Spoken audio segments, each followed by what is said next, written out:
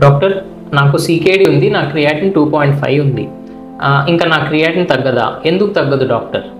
ఎందుకు ఒకసారి సీకేడీ వస్తే క్రియాటిన్ తగ్గదు?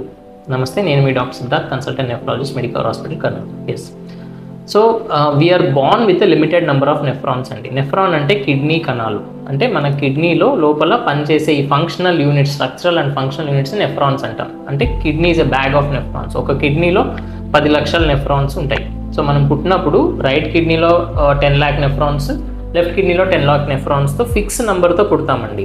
అంటే ఈ రకరకాల కారణాల వల్ల, బీపీ వల్ల, షుగర్ వల్ల, దేని వల్ల అయినా ఆ నెఫ్రాన్స్ డ్యామేజ్ అయితే మళ్ళీ ఆ నెఫ్రాన్స్కి రీజనరేటింగ్ కెపాసిటీ అనేవి ఉండవు. అందుకని ఒక్కసారి సీకేడీ వస్తే ఆ క్రియాటిన్ అనేది తగ్గదు. కాబట్టి మీ కిడ్నీని జాగ్రత్తగా కాపాడుకోండి. Because we are born with a limited number of nephrons. పుట్టినప్పుడు ఎన్ని నెఫ్రాన్స్తో ఉంటామో లాస్ట్ చనిపోయేంత వరకు అవే నెఫ్రాన్స్తో మనం పని చేయించుకోవాలి. నెఫ్రాన్స్కి రీజనరేటింగ్ కెపాసిటీ, కిడ్నీకి రీజనరేటింగ్ కెపాసిటీ లేదు. Thank you.